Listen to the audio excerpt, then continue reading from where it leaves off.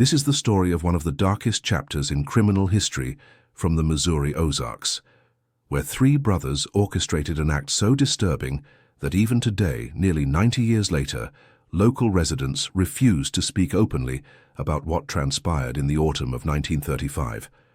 Before we begin, I invite you to leave a like and prepare yourself for a journey into one of America's most carefully buried secrets. The Ozark Mountains of Missouri in 1935 represented the last vestige of truly isolated America, where communities of fewer than 200 souls existed in valleys so remote that mail delivery occurred only twice weekly, weather permitting.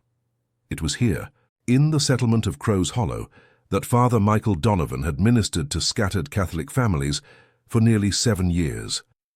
The town itself consisted of little more than a general store, a one-room schoolhouse, and the modest St. Bartholomew's Chapel, constructed from local limestone and timber, harvested from the surrounding hills. The Whitmore triplets, Samuel, Silas, and Seth, were 23 years old in that fateful autumn, identical in appearance but distinct in their particular malevolence. Born during the harsh winter of 1912 to a woman who died screaming their names, according to midwife Martha Hensley's diary discovered decades later, they had been raised by their reclusive father Jonas in a cabin situated 3 miles up Perdition Ridge.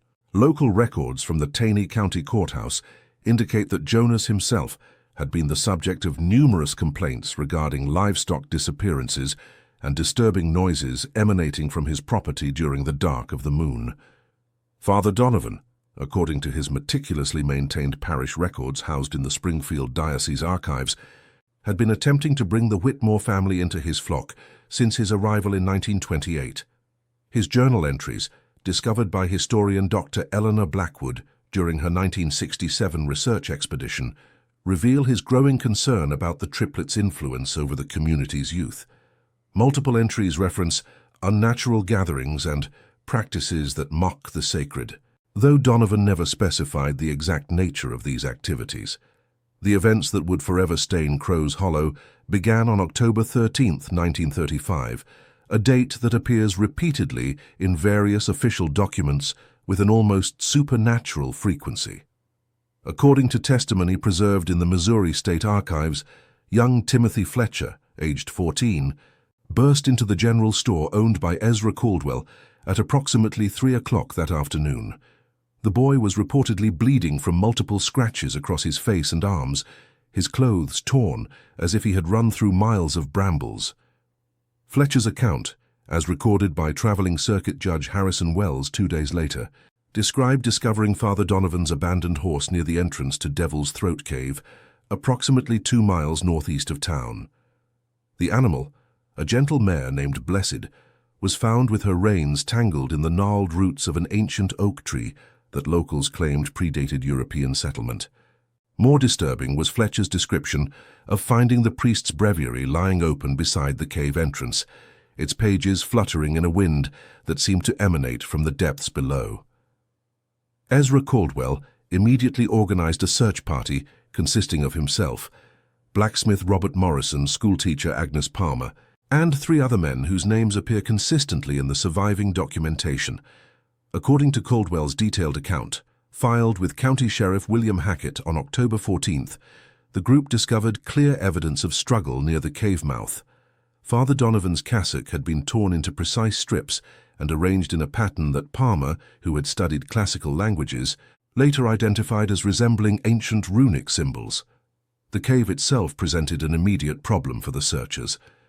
Devil's Throat Cave had long been considered impassable beyond its initial chamber, with local geological surveys dating back to 1881, confirming that the passage narrowed to less than 18 inches, within 50 feet of the entrance.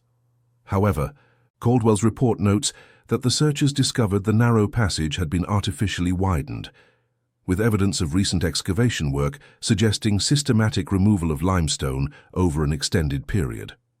Morrison, whose blacksmithing background provided him with extensive knowledge of metalworking, identified tool marks consistent with specialized mining equipment not commonly available in the region. His detailed analysis, preserved in a letter to his brother in Kansas City, described chisel marks that followed the natural limestone grain with a precision suggesting either professional geological knowledge or an intimate familiarity with the cave's structure acquired over considerable time. The search party penetrated approximately 200 feet into the widened passage before encountering what Caldwell described as a chamber of unnatural dimensions, as if the earth itself had been hollowed by forces beyond Christian understanding.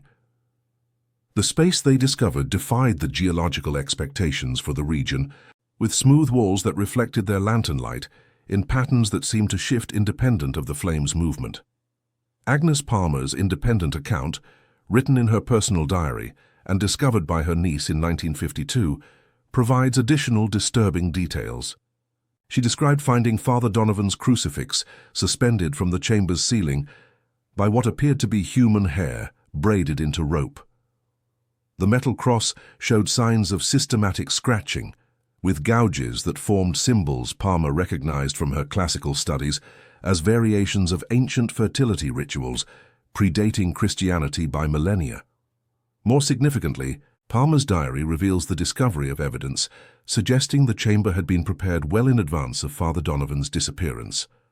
The walls bore carved inscriptions in multiple languages, including what she identified as Latin, Greek, and symbols that corresponded to pre-Columbian indigenous writing systems. The sophistication of the linguistic knowledge required to create such inscriptions far exceeded anything expected from the isolated Ozark community. The search party's exploration was cut short by the discovery of what Morrison described as a pit of unknown depth, from which emanated sounds that no Christian soul should hear. His account details hearing what seemed to be multiple voices speaking in unison, though no words could be distinguished. The voices appeared to respond to the searchers' presence, growing louder and more agitated as the men approached the pit's edge. Caldwell's leadership proved crucial when the group began experiencing what he termed unnatural disorientation. Multiple searchers reported feeling compelled to approach the pit, despite their conscious desire to flee. Morrison's letter describes a sensation of being pulled forward by invisible hands, while Palmer's diary mentions hearing her deceased mother's voice calling from the depths below. Only Caldwell's firm command to retreat prevented what he believed would have been additional disappearances. The search party's exit from the cave revealed the first direct evidence of the Whitmore triplets' involvement. According to Sheriff Hackett's official investigation report, dated October 15, 1935, fresh footprints matching 3 distinct but similar boot patterns were discovered around the cave entrance. The prints, preserved in soft mud from recent rainfall, indicated the triplets had been present both before and after the search party's exploration. More disturbing was the discovery of a makeshift camp, approximately 100 yards from the cave entrance, concealed among dense undergrowth that would require intimate knowledge of the terrain to locate. The camp contained evidence of prolonged habitation, including fire rings that showed signs of regular use over several weeks or months. Dr. Blackwood's later analysis of the site revealed bone fragments consistent with small animals, though several larger bones defied immediate identification. The camp also contained what appeared to be planning materials for Father Donovan's abduction, hand-drawn maps of the priest's daily routes, detailed sketches of St. Bartholomew's chapel interior, and written schedules tracking his regular activities demonstrated premeditation extending back several months. The handwriting analysis performed by Springfield authorities confirmed that multiple hands had contributed to the documentation, consistent with the 3 Whitmore brothers working in coordination. Sheriff Hackett's immediate response involved organizing a manhunt for the triplets, but his efforts were hampered by the family's intimate knowledge of the Ozark terrain. Jonas Whitmore's cabin was found abandoned, with evidence suggesting hasty departure, but also careful preparation. The structure had been systematically stripped of anything valuable or personally significant, indicating the family had planned their disappearance well in advance of Father Donovan's abduction. The cabin itself provided additional evidence of the brothers' disturbing activities. Dr. Blackwood's later examination revealed modifications to the structure that served no apparent practical purpose, but created acoustic properties that amplified sounds from the basement area. The basement, which neighbors had never known existed, contained chambers carved directly into the hillside bedrock extending far beyond the cabin's foundation footprint. These underground chambers contained evidence of activities that challenged the understanding of even experienced investigators. Tool marks identical to those found in Devil's Throat Cave covered the walls, while careful excavation revealed human teeth, hair, and bone fragments buried beneath what appeared to be ritualistic arrangements of stones and metal objects. Carbon dating performed decades later suggested some materials had been accumulating for years before Father Donovan's disappearance. The investigation's most disturbing discovery occurred when Sheriff Hackett's deputies located what appeared to be Father Donovan's remains in a chamber beneath the Whitmore cabin. However, the medical examination performed by Dr. Samuel Hutchinson revealed inconsistencies that defied logical explanation. The skeletal remains, while consistent with the priest's approximate age and build, showed signs of systematic modification that Dr. Hutchinson described as methodical alteration of bone structure for purposes unknown to medical science. Dr. Hutchinson's official report, filed with county authorities and preserved in the Missouri State Medical Examiner's historical archives, documented evidence of surgical precision in the bone modifications. Tool marks indicated the use of implements far more sophisticated than anything available in the rural Ozark region, while the pattern of modifications suggested knowledge of human anatomy exceeding what could be acquired through normal means. The investigation reached its most chilling conclusion when surviving members of the search party began experiencing what Sheriff Hackett termed coordinated psychological disturbance. Within 2 weeks of the cave exploration, 4 of the 6 searchers reported identical nightmares involving the Whitmore triplets and descriptions of underground chambers extending far beyond those they had actually explored. The consistency of these dream accounts, documented in individual interviews, suggested either shared psychological trauma or experiences that transcended normal explanation. Morrison's deteriorating mental state provided the most detailed insight into the continuing effects of the cave exploration.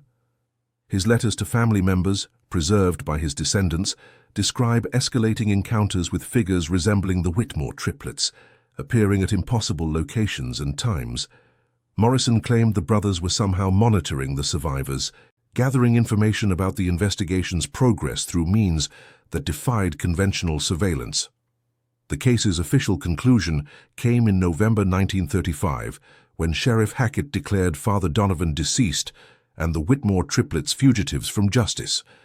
However, his private correspondence with state authorities, discovered in 1971 by researcher Dr. Margaret Thornton, reveals his belief that the official explanation failed to address the case's most disturbing elements.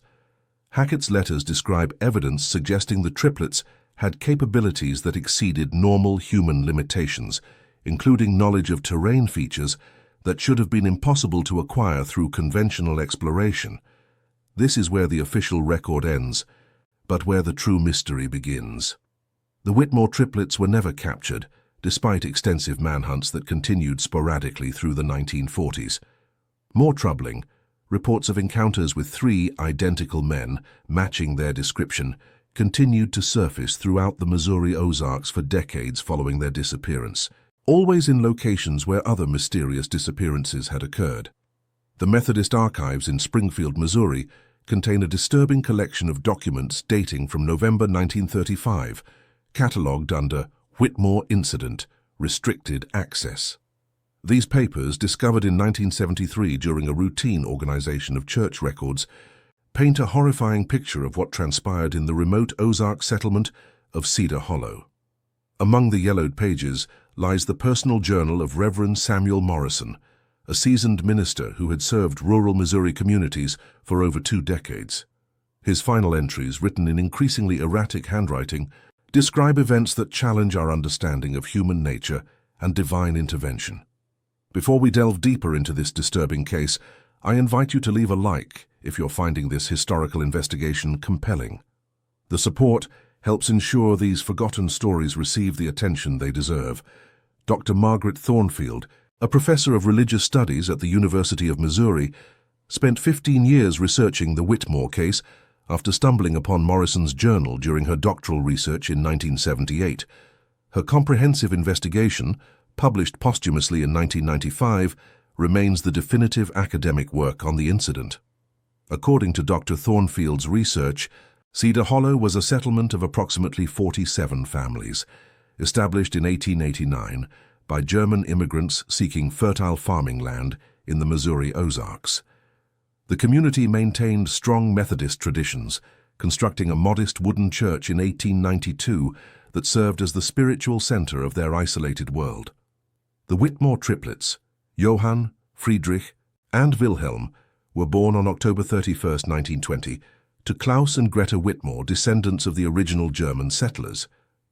According to baptismal records preserved in the Missouri State Archives, the three boys were identical in every measurable way, sharing the same pale blue eyes, wheat-colored hair, and slight build. Church attendance records show they participated regularly in Sunday services until the autumn of 1934, when their behavior began exhibiting disturbing changes that concerned both their family and the broader community.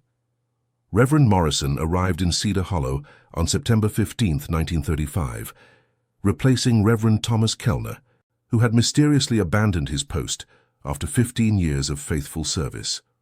According to Morrison's initial journal entries, preserved in the Methodist archives, Kellner left behind only a cryptic note stating he could no longer serve God in a place where God's light struggles to penetrate the darkness. Morrison, confident in his extensive experience with rural communities, dismissed Kellner's words as the ravings of an overworked minister suffering from spiritual exhaustion. The first troubling incident occurred on October 13, 1935, during the Harvest Festival celebration.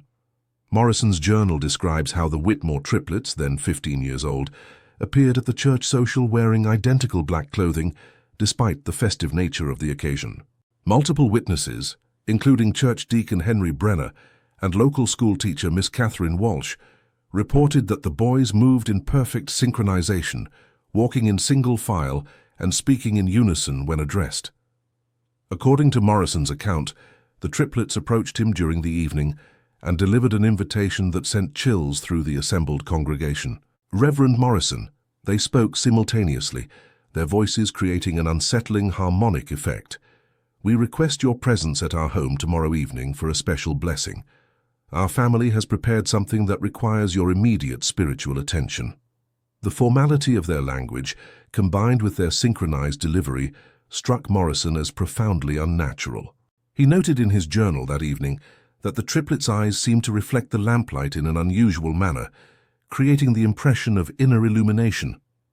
Despite his growing unease, Morrison felt obligated to respond to what appeared to be a legitimate pastoral request.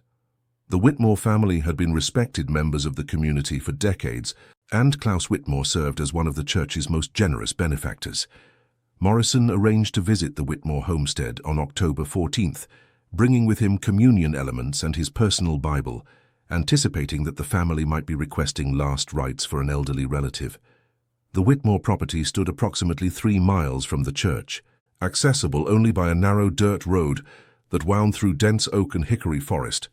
According to Morrison's detailed description, the homestead consisted of a 2-story wooden house, a substantial barn, and several outbuildings arranged around a central courtyard. The property had been in the Whitmore family since the original settlement, and Klaus had expanded the house significantly after inheriting it from his father in 1918. Morrison arrived at sunset on October 14th, noting in his journal that the property appeared unusually quiet for a working farm. The livestock pens stood empty, and no smoke rose from the chimney despite the cooling autumn air. As he approached the front door, Morrison observed that all the windows had been covered with heavy black fabric, blocking any view of the interior. The front door stood slightly ajar, and from within came the sound of voices engaged in what he initially assumed was prayer. Upon entering the house, Morrison discovered the entire Whitmore family gathered in the main parlor, seated in a perfect circle around a large wooden table. Klaus and Greta Whitmore occupied chairs at the head of the arrangement, while the triplets sat directly opposite them, their hands folded identically in their laps. The room had been stripped of all furniture except the chairs and table, and the walls, previously decorated with family portraits and religious imagery, now displayed only empty frames and nail holes. According to Morrison's journal, Klaus Whitmore welcomed him with unusual formality, addressing him as Reverend rather than the familiar Sam he had used during their previous interactions. Greta remained silent throughout the encounter, her eyes fixed on the table's surface with an intensity that Morrison found deeply disturbing. The triplets maintained their synchronized posture, breathing in perfect unison and blinking at precisely the same intervals. "Reverend Morrison," Klaus began, his voice carrying a strained quality that suggested barely controlled emotion, "my sons have made a discovery that requires your immediate spiritual intervention. They have found something in our property that challenges our understanding of divine providence." As Klaus spoke, Morrison noticed that the man's hands trembled slightly and perspiration beaded on his forehead, despite the cool temperature of the unheated room.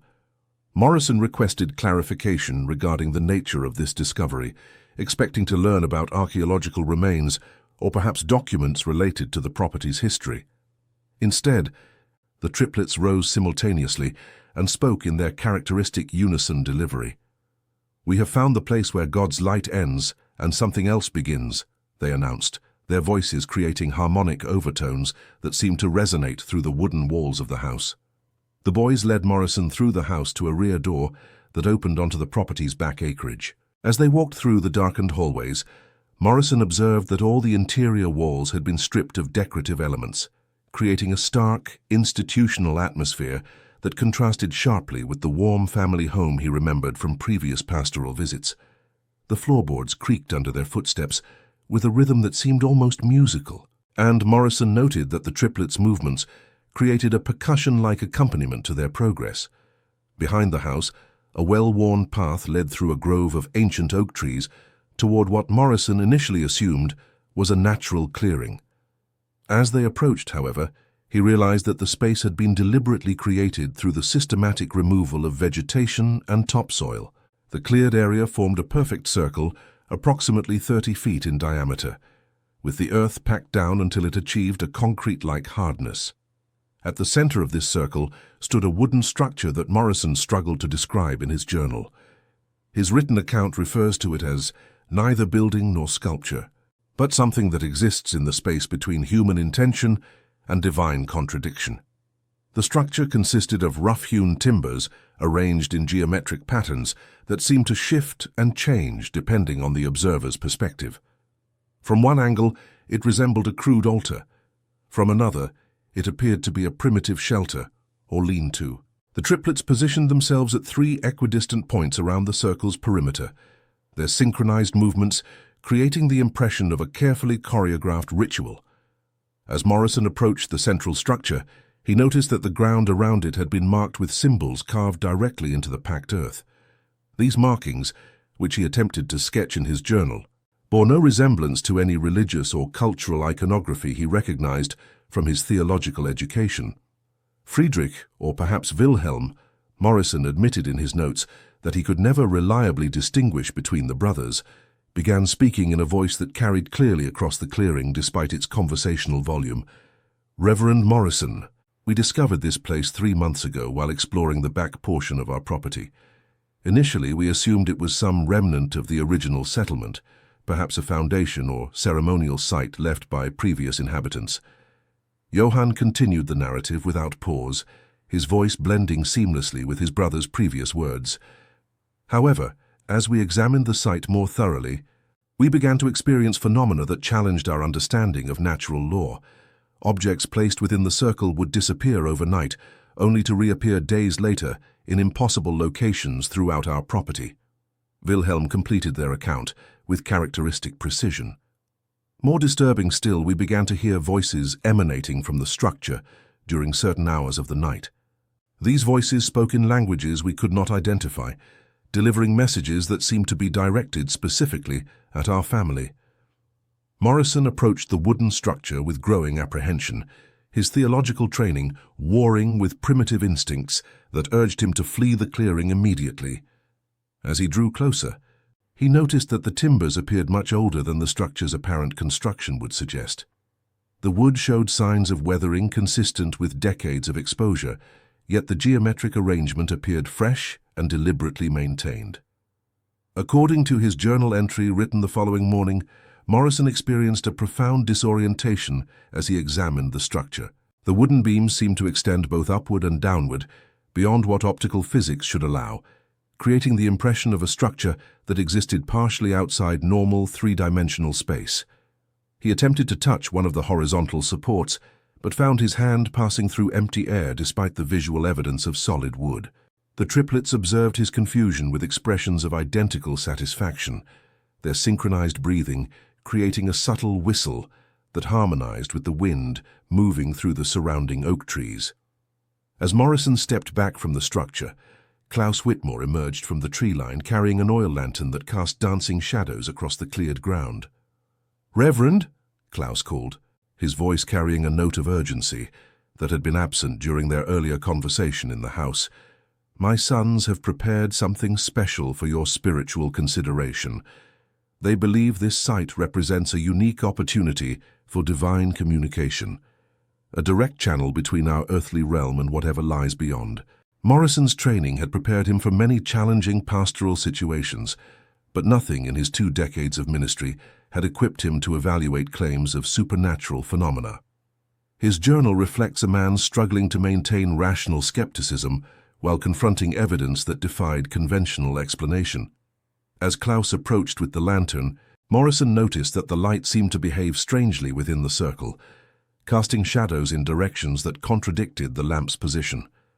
The triplets began moving in a clockwise pattern around the circle's perimeter, their synchronized steps creating a rhythm that seemed to resonate with some hidden frequency.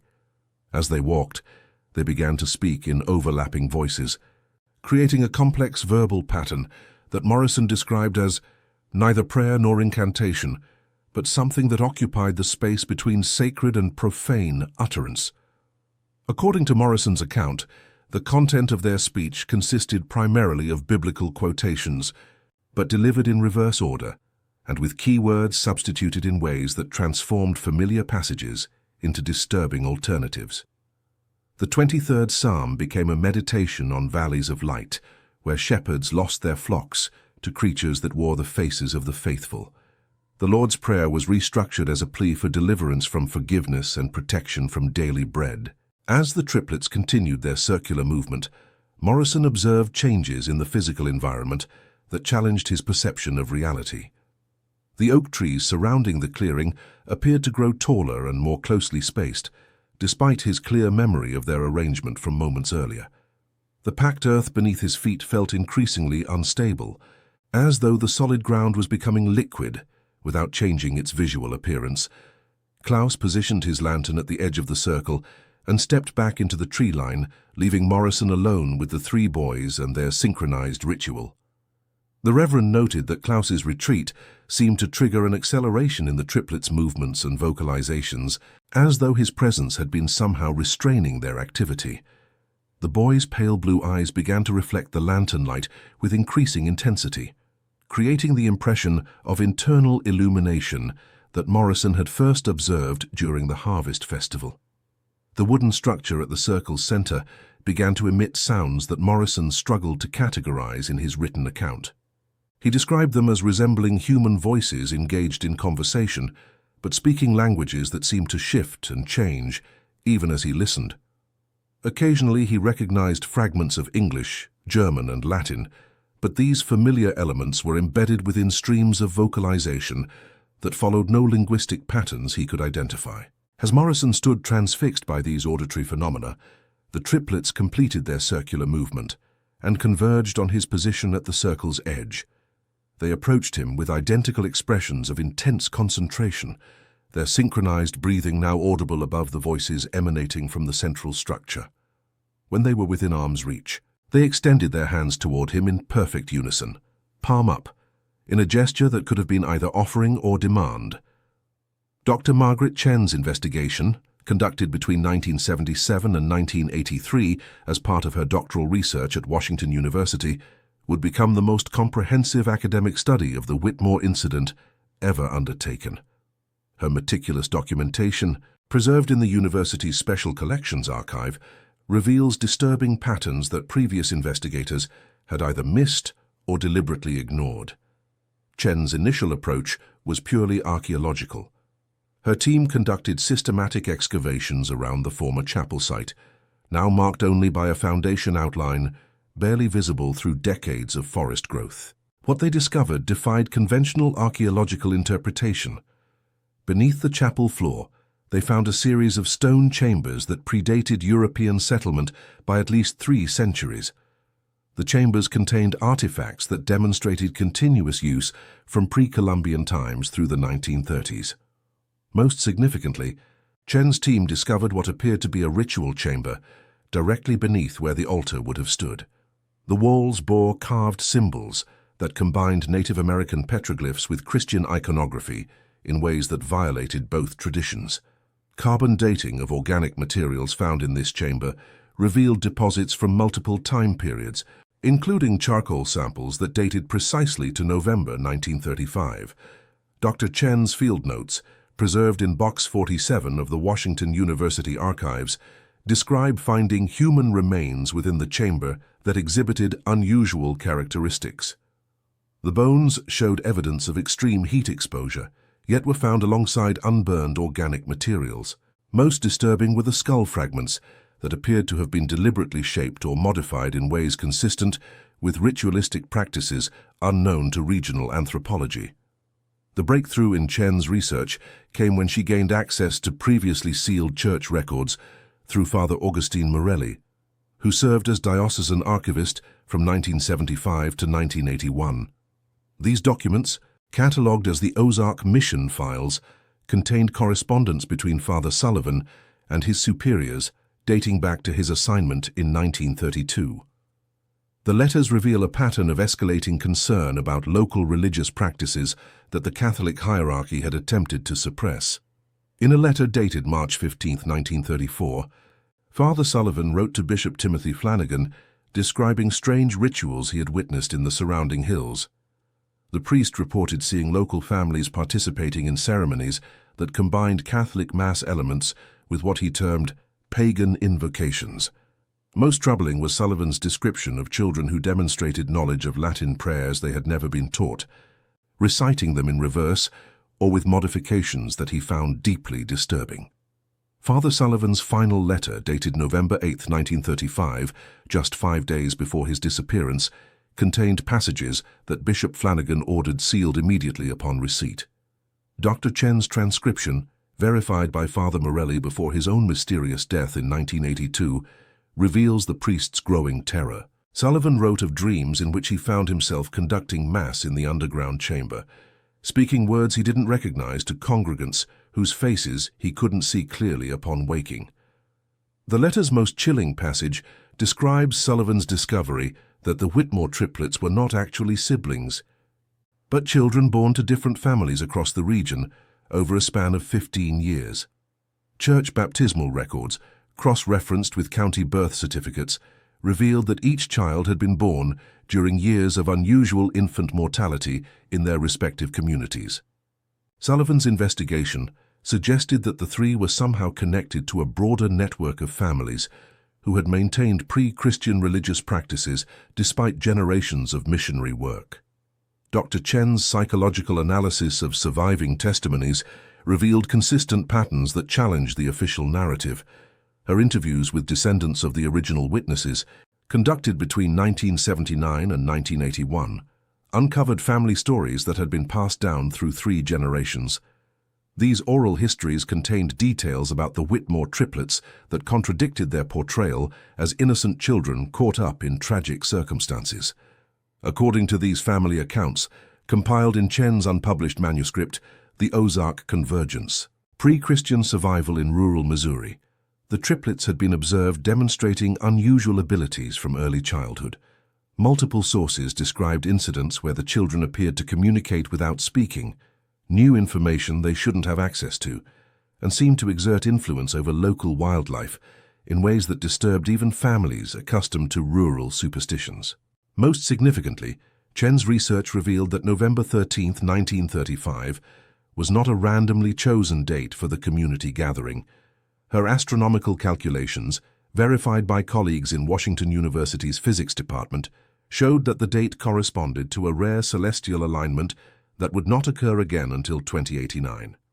The positioning of Saturn, Jupiter, and Mars created gravitational conditions that coincided with historical accounts of similar incidents across North America, dating back to pre-Columbian times.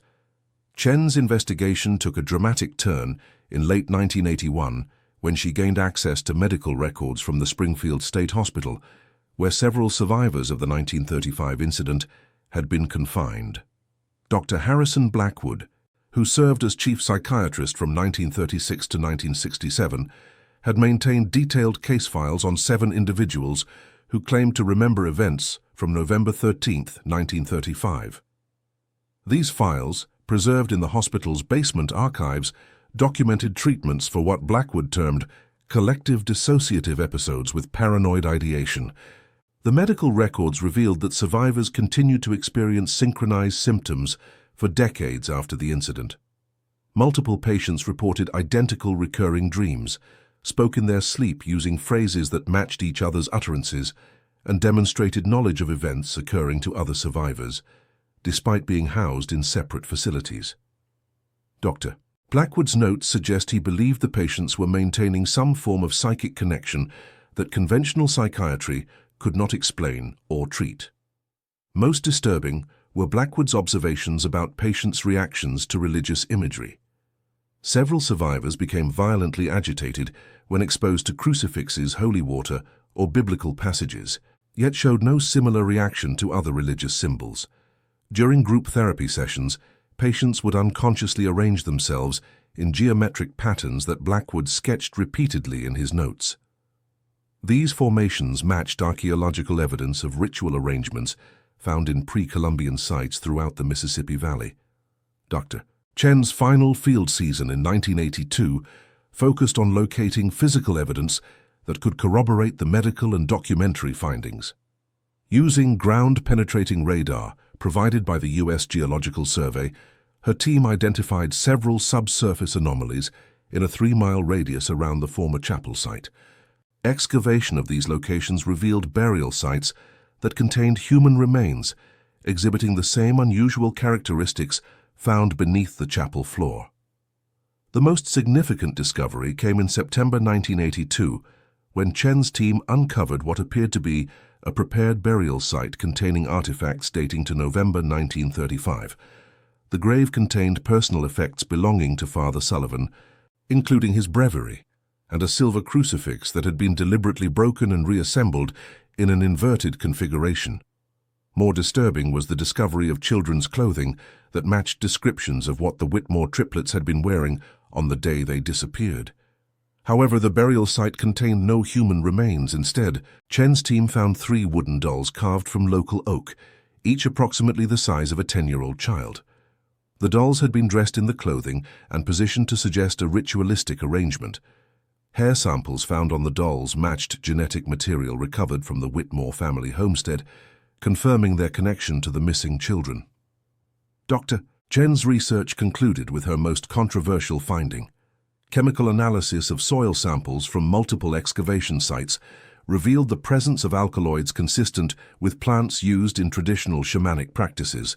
The concentration patterns suggested that these substances had been applied systematically across the landscape over many decades, creating what Chen termed a psychoactive geography that could induce altered states of consciousness in susceptible individuals. Her final report, submitted to the National Science Foundation in March 1983, proposed that the 1935 incident represented the culmination of a multi-generational effort to maintain pre-Christian religious practices in the Ozark region. The Whitmore triplets, according to Chen's theory, were not victims but rather carefully prepared participants in a ritual designed to preserve spiritual traditions that European colonization had attempted to eliminate. The implications of Chen's research extended beyond historical curiosity. Her documentation suggested that similar preservation networks might exist in other isolated regions, maintaining ancient practices through careful intergenerational transmission. The ritualistic elements she identified bore striking similarities to incidents reported from Appalachian communities, Great Lakes tribal territories, and Pacific Northwest logging regions throughout the 20th century. Dr. Chen's investigation came to an abrupt end in November 1983, exactly 48 years after the original incident. Her research assistant, Timothy Morrison, reported that she had left their motel in Branson early on the morning of November 13th, saying she wanted to conduct one final survey of the chapel site. When she failed to return by evening, Morrison contacted local authorities who launched an immediate search of the area. The Missouri State Police investigation, led by Detective Carl Hendricks, found Chen's vehicle parked near the old logging road that provided access to the chapel ruins. Her research equipment was still in the car, along with her field notes and camera. A ground search involving over 50 volunteers covered a 20-square-mile area, but found no trace of the missing researcher. Most puzzling was the discovery that Chen's footprints led directly to the chapel foundation, then simply stopped at the exact center of where the altar had once stood. The official investigation concluded that Dr. Chen had likely fallen into one of the numerous caves and sinkholes common to the Ozark terrain. However, speleological surveys conducted by the Missouri Department of Conservation found no cave openings within a half-mile radius of the chapel site. The geological surveys revealed solid bedrock beneath the chapel foundation, making the sinkhole theory impossible to support with physical evidence. Timothy Morrison's subsequent investigation into his mentor's disappearance revealed disturbing parallels to the 1935 incident. Local residents reported seeing unusual lights in the forest on the night of November 12, 1983. Several witnesses described hearing what sounded like children singing hymns in the early morning hours of November 13th.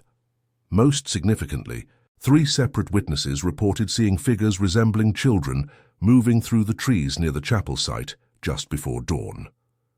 Morrison's attempts to continue Dr. Chen's research were systematically obstructed by university administration, local authorities, and federal agencies. The National Science Foundation withdrew funding for the project in December 1983, citing methodological concerns and inconclusive findings. Washington University sealed Chen's research materials, making them accessible only to family members or legal representatives. When Morrison attempted to access the files as Chen's designated research successor, he was informed that she had changed her emergency contacts just days before her disappearance, naming individuals who could not be located or verified. The suppression of Chen's research became more apparent when Morrison discovered that copies of her final report had been removed from multiple academic libraries and government archives. The National Science Foundation claimed that no final report had ever been submitted, despite Morrison's possession of Chen's personal copy and correspondence confirming its receipt. Similar denials came from the Smithsonian Institution, the Library of Congress, and the Missouri Historical Society, all of which had previously confirmed receiving copies of Chen's documentation. Morrison's investigation revealed a pattern of systematic information suppression that extended back to the original 1935 incident. Newspaper archives from the period showed significant gaps in coverage, with several issues missing from collections at multiple libraries. Government records related to the investigation had been transferred between agencies so many times that their current location could not be determined. Most tellingly, Morrison discovered that similar research projects in other regions had been terminated or defunded when they approached conclusions similar to Chen's findings. The few researchers who have attempted to investigate the Whitmore incident since 1983 have encountered consistent obstacles. Dr. Sarah Williams, a folklore specialist from the University of Missouri, was denied access to local church records in 1991, despite obtaining proper ecclesiastical permissions. Her research permits were revoked after she discovered additional pre-Christian sites in the region that showed evidence of continuous use into the modern era. Professor James Martinez of Oklahoma State University attempted a sociological study of the incident in 1997, focusing on how isolated communities maintain alternative belief systems. His interviews with local residents were terminated when several participants reported receiving anonymous threats. Martinez's university withdrew support for the project after his research trailer was vandalized and his equipment destroyed while he was away from the site. Modern incidents in the region continue to echo patterns established in 1935 and repeated in 1983. The Missouri State Park Service maintains incident reports documenting unexplained disappearances, equipment malfunctions, and wildlife behavior anomalies in the area surrounding the former chapel site. Rangers report that compasses become unreliable within a specific geographic boundary, electronic equipment fails unpredictably, and search dogs refuse to track certain scents, despite appearing eager to work in adjacent areas. Perhaps most disturbing are the continuing reports of children observed in the forest who do not match any missing person reports or local family records. These sightings, documented by park rangers, hunters, and hikers since the 1940s, describe 3 children who appear to be approximately 10 years old, wearing clothing styles from earlier eras. The children are always seen together, never speak when approached, and seem to vanish if observers look away for even a moment. The witnesses to these modern encounters describe experiencing immediate disorientation and memory gaps following their sightings. Several have reported finding themselves in locations significantly distant from where they remember seeing the children, with no memory of how they traveled the intervening distance. Medical examinations of these individuals reveal no evidence of drug use, head trauma, or psychological disorders that would explain their experiences. Local emergency responders have developed unofficial protocols for incidents in the region. Paramedic Janet Foster, who has worked Taney County for over 20 years, reports that ambulance crews request backup from adjacent counties when responding to calls near the chapel site. Her records show an unusually high incidence of communication equipment failures, vehicle breakdowns, and crew member illness during responses to that specific area. The pattern of suppression and misdirection surrounding the Whitmore incident suggests active efforts to prevent comprehensive investigation of the events. The coordination required to remove records from multiple institutions, influence academic funding decisions, and discourage research across several decades implies involvement by organizations with significant resources and authority. The systematic nature of these efforts raises questions about what information might be too dangerous or disruptive to allow into public discourse. As we approach the 90-year anniversary of the original incident, the questions surrounding the Whitmore triplets and Father Sullivan remain unanswered. The children who entered that chapel in November 1935 were not the innocent victims they appeared to be, and whatever occurred that day continues to influence events in the region. The pattern of disappearances, the suppression of research, and the ongoing supernatural phenomena suggest that the forces awakened or unleashed in 1935 remain active and perhaps growing stronger. If you find yourself hiking in the Missouri Ozarks and encounter 3 children who seem out of place in time, wearing clothing from decades past, do not approach them. Do not attempt to photograph or record them. Mark your location immediately and leave the area by the most direct route possible. If you experience disorientation, memory gaps, or find yourself in unfamiliar locations, seek immediate medical attention and report the incident to local authorities. Some legends exist to warn us about dangers that conventional understanding cannot explain, and the darkness surrounding the Whitmore triplets may be closer to the surface than we dare to acknowledge.